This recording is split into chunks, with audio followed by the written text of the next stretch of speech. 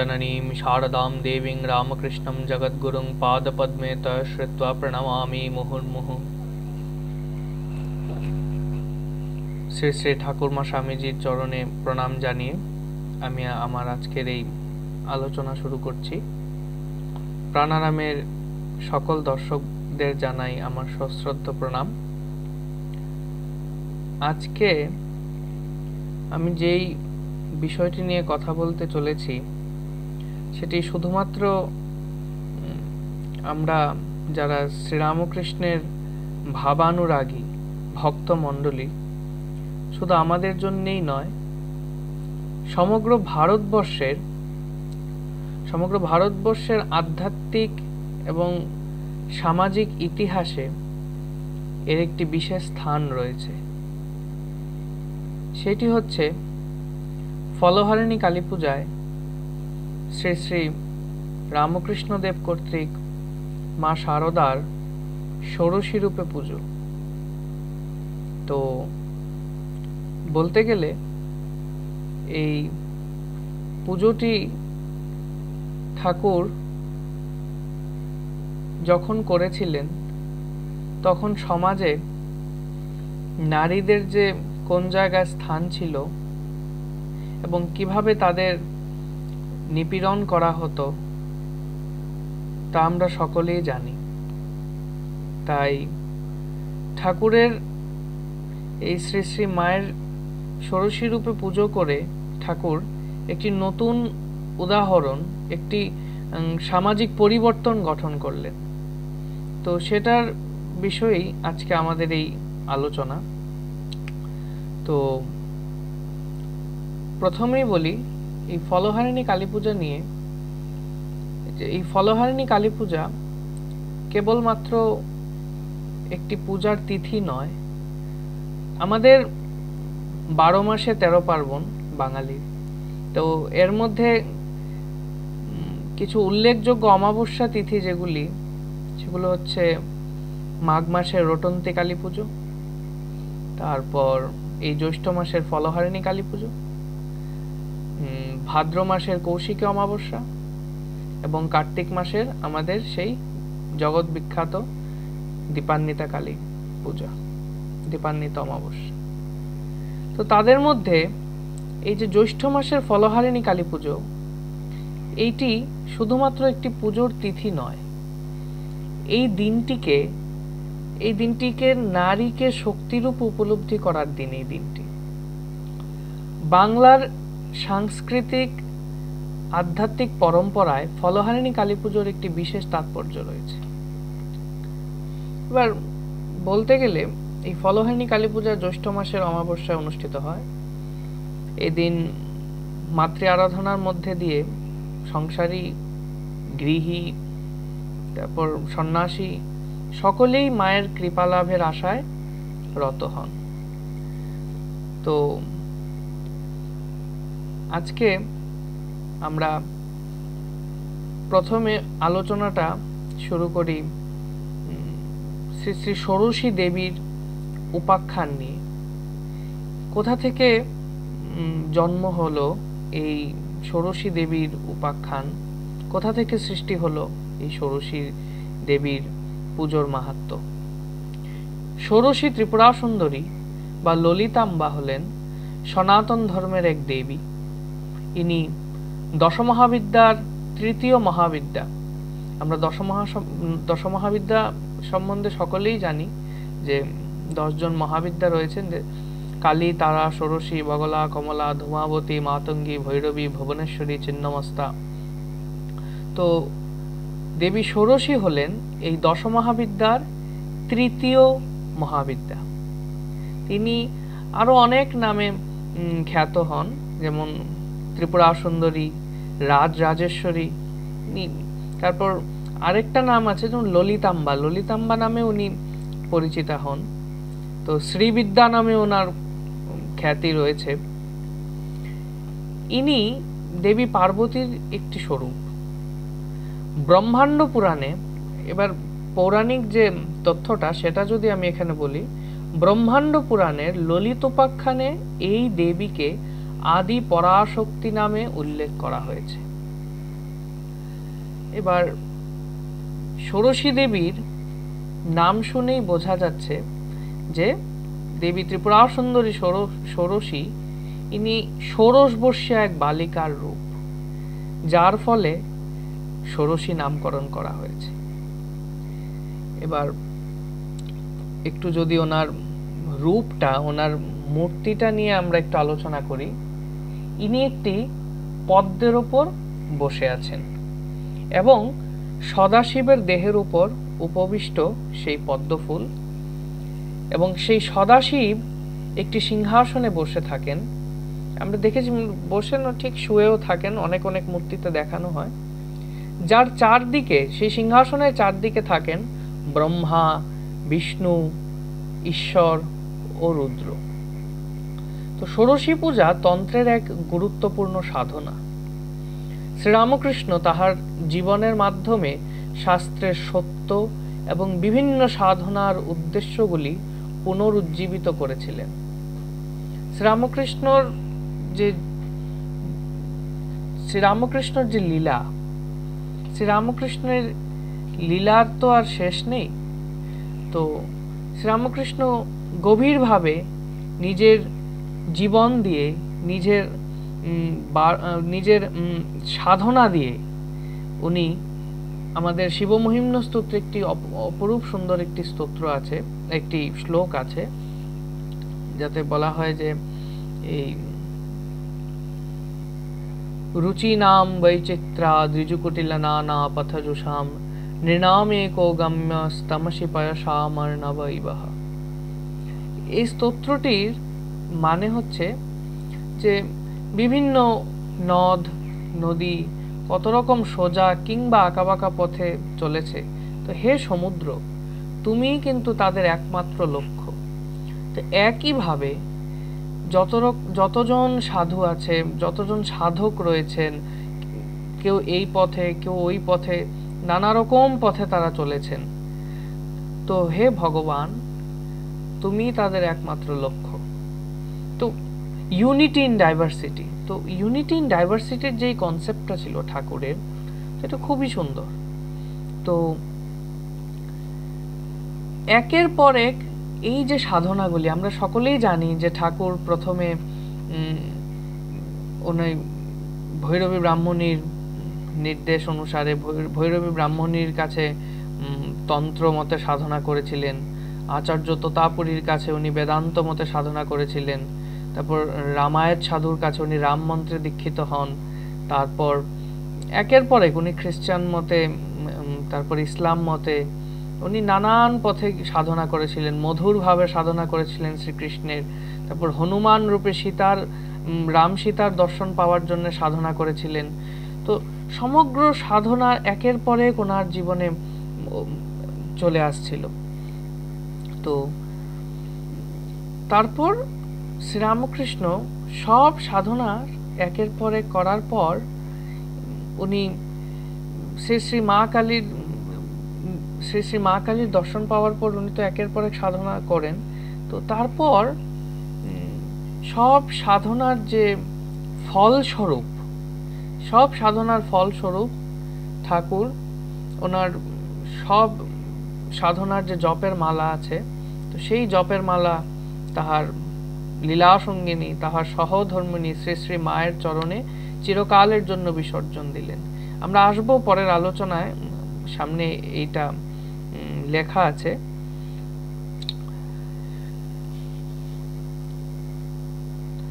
ঠাকুর শ্রীবিদ্যার উপাসনা করেছিলেন। শ্রীবিদ্যা অর্থাৎ ষোড়শী ত্রিপুরা সুন্দরী। ঠাকুরের মনে হঠাৎ ইচ্ছা হলো যে আমি ষোড়শী রূপে শ্রী শ্রী মাকে উনি পুজো করবেন। তো শ্রীরামকৃষ্ণ আদি শক্তির সর্বোচ্চ প্রকাশ হিসেবে ওনার সহধর্মিণীকে পুজো করেছিলেন। তো এই ঘটনাটির ঐতিহাসিক গুরুত্ব অপরিসীম। এইটি একদিক দিয়ে বলা যেতে পারে এইটি ছিল ভারতীয় সমাজে নারীর অবস্থান সম্পর্কে এক মৌলিক ব্যাখ্যা, যেখানে নারী কেবল শুধুমাত্র সংসার ধর্ম পালনকারী নয়, উনি দেবী, উনি স্বয়ং মা মহামায়ের একটি স্বরূপ, উনি শক্তির আধার, উনি মহাশক্তির প্রকাশ। শ্রীরামকৃষ্ণ মা শারদা সম্পর্কে সর্বদা বলতেন যে ও আমার শক্তি। হৃদয় যখন ঠাকুরের ভাগ্নে হৃদয় যখন শ্রী শ্রী মা এবং ঠাকুরের যে শাশুড়ি ছিলেন অর্থাৎ শ্রী শ্রী মায়ের জননী, ওরা যখন দক্ষিণেশ্বরে প্রথম পদার্পণ করেছিলেন, তখন হৃদয়, আমরা সকলেই জানি যে ওনাকে খুবই অকথ্য ভাষায় অপমান করেছিলেন। তো তখন ঠাকুর হৃদয়কে সাবধান করেছিলেন যে ওরে হৃদয়, এর ভেতর যে আছে সে যদি রুষ্ট হয় তুই বেঁচে গেলেও বেঁচে যেতে পারিস, কিন্তু ওর ভেতর যে রয়েছে সে যদি একবার রুষ্ট হয় তাহলে স্বয়ং ব্রহ্মা বিষ্ণু মহেশ্বর তোকে রক্ষা করতে পারবেন না। তো শ্রী শ্রী ঠাকুরের এই উক্তিতে আমরা কিন্তু অনেকটা একটা হাইলাইট পাচ্ছি, একটা অনেকটা স্ট্রেস পাচ্ছি ঠাকুর কিভাবে নিজের সহধর্মিনীকে, নিজের লীলাসঙ্গিনীকে কিভাবে উনি কোন জায়গায় উনি স্থান দিয়েছিলেন এবং উনি জানতেন যে শ্রী শ্রী মহামায়া মা কালী ওনাকে, ঠাকুরকে তার লীলার পথে অগ্রসর করার জন্যে, তাহার লীলার পথে সহায়তা করার জন্যে জন্মগ্রহণ করেছিলেন। তো সশক্তিক ভগবান সর্বদাই সশক্তিক জন্মগ্রহণ করেন এবং যোগ ধর্ম প্রবর্তনে উনি সেই শক্তিরই সাহায্য নেন। তো এখানে এই ফলহারিণী কালী পূজাকে একদিক দিয়ে দেখা যেতে পারে যে নারীকে দেবী রূপে উন্নীত করার, নারীকে সমগ্র সমাজে নারীর স্তরকে দেবীর, মানবী থেকে দেবী রূপে উন্নীত করার দিন ছিল এই ফলহারিণী কালী পূজা।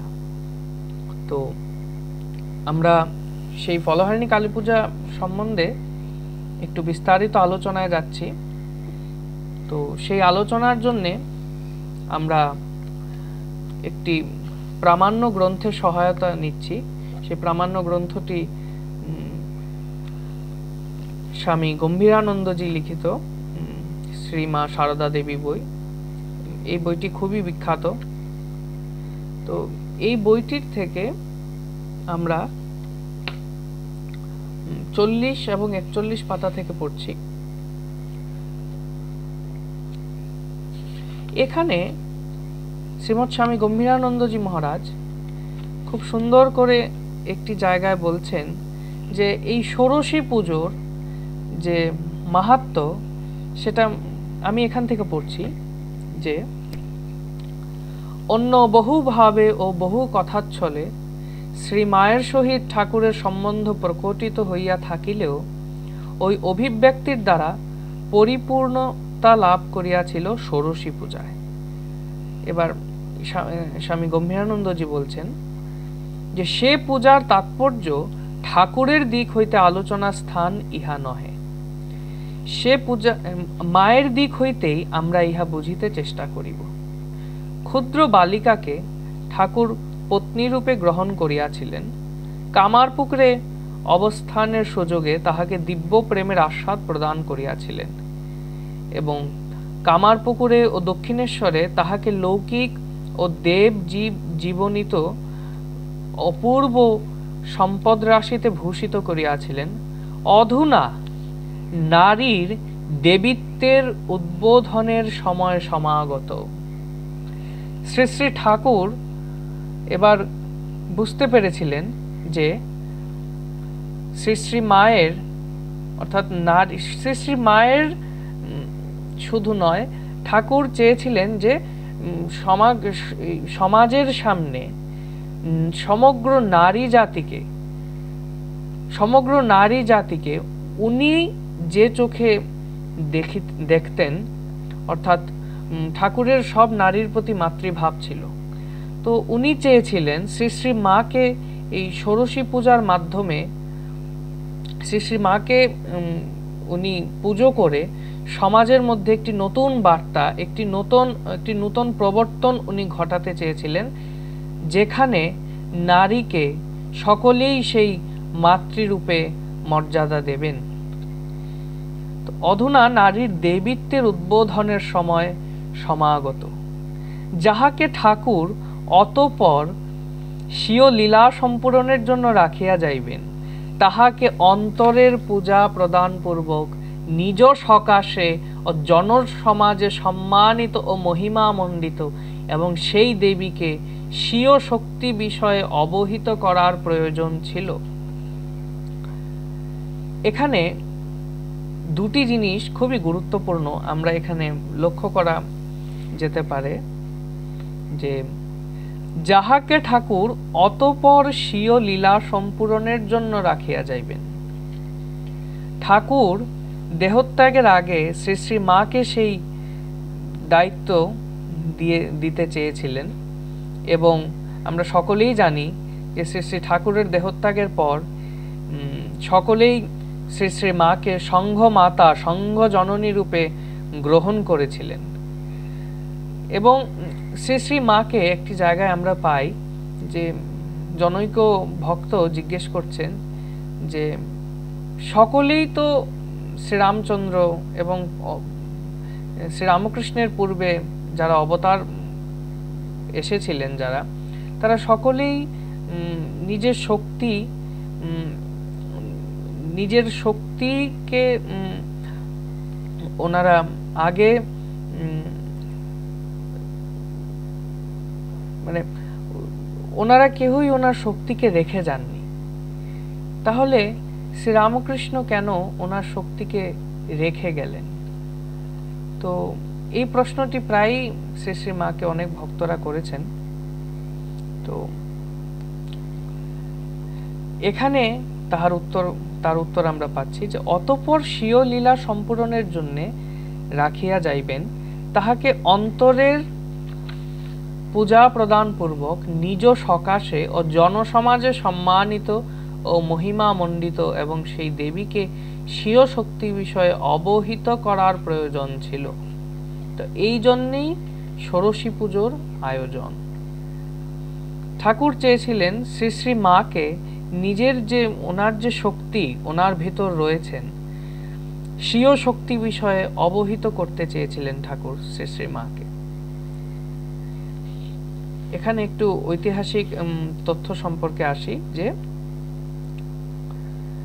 ষোড়শী পুজোর যে তারিখটি আমরা পাই সেটি হচ্ছে 1279 সালের 24শে জ্যৈষ্ঠ, অর্থাৎ 5ই জুন 1872 খ্রিস্টাব্দ। সেই অমাবস্যা তিথিতে ফলহারিণী কালিকা পূজার দিন আসিল। আজ রাত্রে শ্রী শ্রী জগদম্বাকে তাহার ষোড়শী শ্রীবিদ্যা বা ত্রিপুরা সুন্দরী মূর্তিতে আরাধনা করিবার আগ্রহ শ্রী শ্রী ঠাকুরের মনে জাগ্রত হইয়াছে। কিন্তু পূজার আয়োজন মন্দিরে না হইয়া ঠাকুরের অভিপ্রায় অনুসারে গুপ্তভাবে তাহারই কক্ষে হইয়াছে। এই সব কার্যে ঠাকুর হৃদয়ের সাহায্য লইতেন, কিন্তু হৃদয় আজ কালী মন্দিরে বিশেষ পূজায় ব্রতী। তো বোঝাই যাচ্ছে যে তখন প্রধান পুরোহিত দক্ষিণেশ্বর কালী মন্দিরে, তো একটি বিশেষ তিথি, তো সে খুবই ব্যস্ত হৃদয়। সুতরাং তিনি ঠাকুরকে যথাসম্ভব সাহায্য করিয়া মন্দিরে চলিয়া গেলেন। তখন সত্যি কথা, এখনই আমরা শ্রী শ্রী রামকৃষ্ণকে ঠাকুরকে বুঝতে পারি না, অনেক চেষ্টা করি, তবুও কিঞ্চিত পরিমাণ বোঝার আমরা চেষ্টা করি ঠাকুরকে। তো এখনো এটা বড়ই কঠিন ব্যাপার, ঠাকুরকে আমরা সকলে বুঝতে পারি না। তো তখনের সময়ের হৃদয় বা অন্যান্যরা তারা ঠাকুরকে কি বুঝবেন? এটা খুবই কষ্টকর বিষয়, এটা প্রায় অসম্ভব। তো তারা তখনও কেউ আঁচ করতে পারেননি, কেউ আন্দাজ করতে পারেননি যেই ঐতিহাসিক ঘটনাটি ঘটতে চলেছে কালী পুজোর অমাবস্যায়। তো পরে রাধা গোবিন্দের রাত্রিকালীন সেবা পূজা শেষ করিয়া দিনু পূজারী অর্থাৎ শ্রী শ্রী মায়ের ভাসুর পুত্র, তো দিনু পূজারী ঠাকুরের ঘরে আসিয়া অবশিষ্ট আয়োজনে মন দিলেন। পূজাদ্রব্য সমস্ত যথাস্থানে সজ্জিত হইল। আরাধ্যা দেবীর কোনো প্রতিমা না থাকিলেও তাহার জন্যে আলিম্পন শোভিত পীঠ ঠাকুরের চৌকির উত্তরে পূজকের সম্মুখে স্থাপিত হইল। এবার আমরা একটা জিনিস এখানে খুবই লক্ষ্য করার বিষয়, যে ঠাকুর কিন্তু সবসময় অনুরাগ ভক্তিতে বিশ্বাসী ছিলেন এবং উনি বলেছিলেন যে এই চালকলা বাঁধা শিক্ষা আমি গ্রহণ করব না। তো উনি বৈধি ভক্তিতে, আমরা খুবই কম সময় দেখি যে ঠাকুর বৈধি ভক্তিতে পুজো করছেন, কিন্তু এই যে ষোড়শী পূজার আয়োজন তিনি সব কিন্তু নিজেই ডেকে ডেকে বলে বলে নিজের হাতে সব জোগাড় করলেন এবং একেবারে শাস্ত্রসম্মতভাবে একেবারেই যেটা সকল বিধি নিষেধ আচার উপাচার মেনে সবকিছু মেনে উনি একেবারে আনুষ্ঠানিকভাবে সেই পুজোটা সম্পন্ন করলেন। মানে একেবারেই পুজো জনসমাজে সেই পূজার যে সেই পূজাকে খ্যাত করবার জন্য, সেই পূজাকে মহিমামণ্ডিত এবং সম্মানিত করবার জন্য উনি ঠাকুর একেবারেই সব আচার উপাচার পদ্ধতি মেনে সেই পুজো করলেন। তো দিনু পূজারী তখন চলিয়া গেলেন। এই রূপে ষোড়শীর বা ত্রিপুরা সুন্দরীর পূজার সমস্ত আয়োজন শেষ করিতে রাত্রি 9টা বাজিয়া গেল। শ্রী শ্রী মাকে পূজাকালে উপস্থিত থাকিবার জন্য ঠাকুর পূর্বেই বলিয়া পাঠাইয়াছিলেন। এখন তিনি ঘরে আসিয়া নিবিষ্ট মনে ঠাকুরের পূজা দেখিতে লাগিলেন। ঠাকুর পূর্বমুখ হইয়া পশ্চিম দিকের দরজার কাছে বসিয়াছিলেন। মন্ত্রোচ্চারণ সহকারে পূজাদ্রব্য সকল শোধনের পর তিনি যথাবিধি পূর্বকৃত্য শেষ করিলেন এবং শ্রীমাকে নির্দিষ্ট পীঠে উপবেশনের জন্য ইঙ্গিত করিলেন। পূজা দেখিতে দেখিতে মাতা ঠাকুরানীর অর্ধবাহ্যোদশা উপস্থিত হইয়াছিল। সুতরাং কেন কি করিতেছেন ইত্যাদি না ভাবিয়া তিনি মন্ত্রমুগ্ধার ন্যায় পশ্চিমাশ্ব হইয়া ঠাকুরের সম্মুখস্থ পীঠে উপবেশন করিলেন। তখন মন্ত্রপুত কলসের জল লইয়া ঠাকুর বারংবার শ্রী মায়ের অভিষেক করিলেন। তারপর তাহাকে মন্ত্রশ্রবণ করাইয়া প্রার্থনা মন্ত্র উচ্চারণ করিলেন। এবার আমরা সেই প্রার্থনা মন্ত্রটি একটু পড়ছি। হে বালে, হে সর্বশক্তির অধীশ্বরী মাত, ত্রিপুরা সুন্দরী, সিদ্ধিদ্বার উন্মুক্ত করো।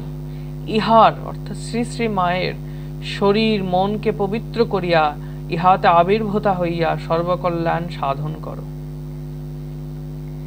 এখানে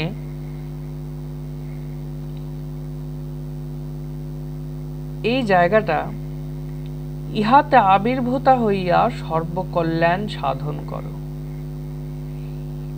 অর্থাৎ এই প্রার্থনাটি যখন ঠাকুর করলেন আমরা একটি খুবই সুন্দর জিনিস এখানে ফুটে উঠছে দেখতে পাচ্ছি, যে ঠাকুর এই ষোড়শী পূজার মাধ্যমে শ্রী শ্রী মায়ের মধ্যে যে জগৎ জননীর ভাব, যে বিশ্ব জননীর ভাব, যিনি ভবিষ্যতে সমগ্র জগতের মা হতে চলেছেন, সমগ্র জগতের জননী হতে চলেছেন,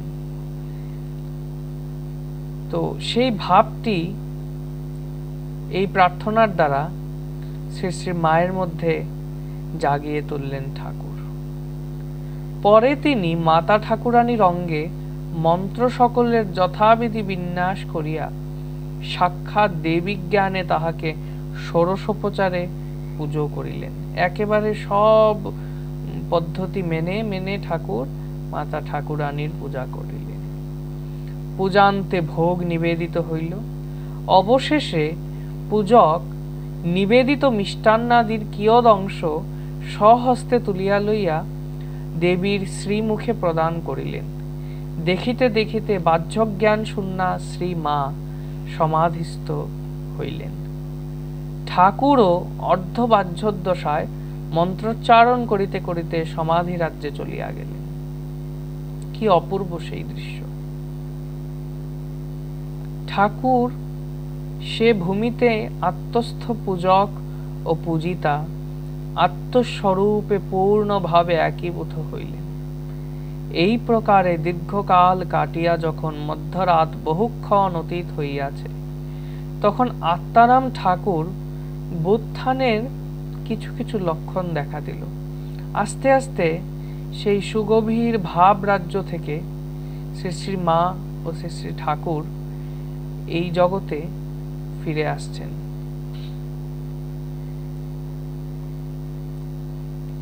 অর্ধবাহ্যোদশায় উপনীত হইয়া তিনি দেবীকে আত্মনিবেদন করিলেন।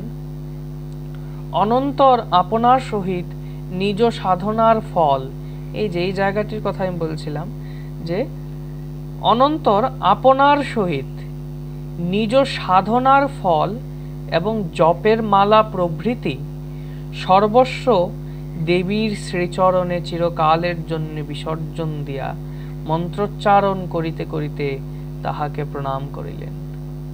অর্থাৎ ঠাকুর তাহার সারা জীবনের, অর্থাৎ সাধন কালের সাধক ভাবের সময় তিনি যত রকমের সাধনা করেছিলেন, সেই সব সাধনার ফল তিনি শ্রী শ্রী মায়ের চরণে বিসর্জন দিলেন। শ্রী শ্রী মায়ের চরণে এবং নিজেকে আপনার সহিত নিজ সব সাধনার ফল ও জপের মালা প্রভৃতি সর্বস্ব দেবীর শ্রীচরণে চিরকালের জন্য বিসর্জন দিলেন। কি অপরূপ সুন্দর ঘটনা! এতেই সেই ফলহারিণী কালী পুজো নামটা সার্থক হয়।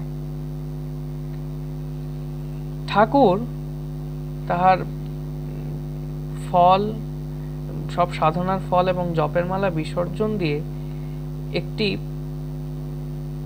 মন্ত্র উচ্চারণ করলেন। হে সর্বমঙ্গলের মঙ্গল স্বরূপে, হে সর্বকর্ম নিষ্পন্নকারিণী, হে শরণদায়িনী ত্রিনয়নী শিবগেহিনী গৌরী, হে নারায়ণী, তোমাকে প্রণাম করি। পূজা সমাপ্ত হইল। মূর্তিমতী বিদ্যারূপিণী মানবী দেহাবলম্বনে ঈশ্বরীয় উপাসনা পূর্বক ঠাকুরের সাধনার পরিসমাপ্তি হইল।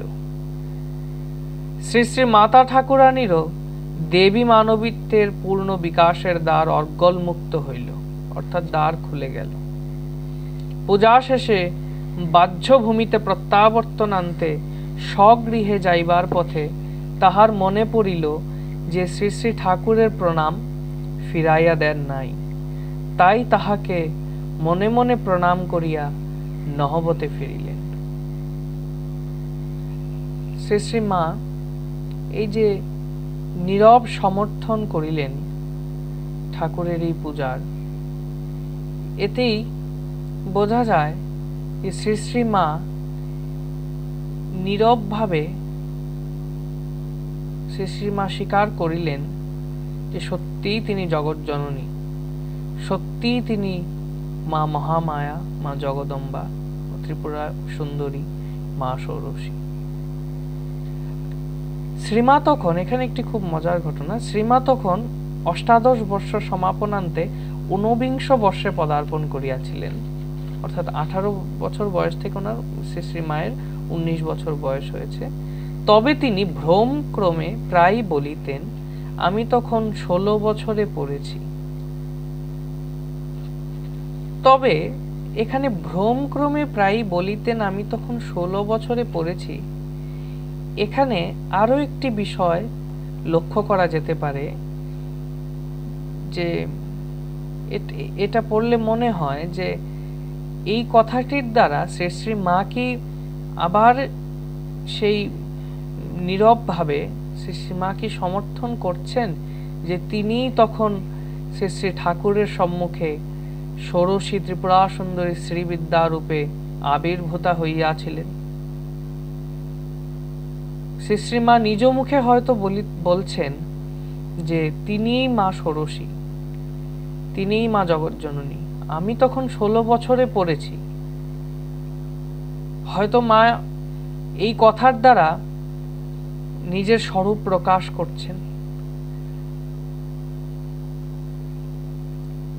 তো এই ছিল সেই অপরূপ ঐতিহাসিক পূজা,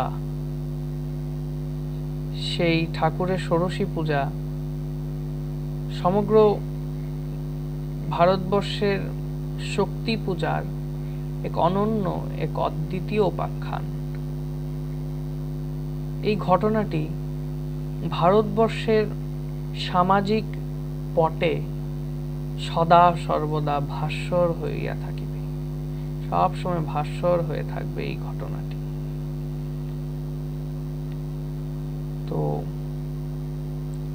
এই পূজার অন্তর্নিহিত উদ্দেশ্য হলো নারীর মধ্যে দেবীত্ব উপলব্ধি করে তাকে শ্রদ্ধা ও পূর্ণ ভক্তিতে আরাধনা করা।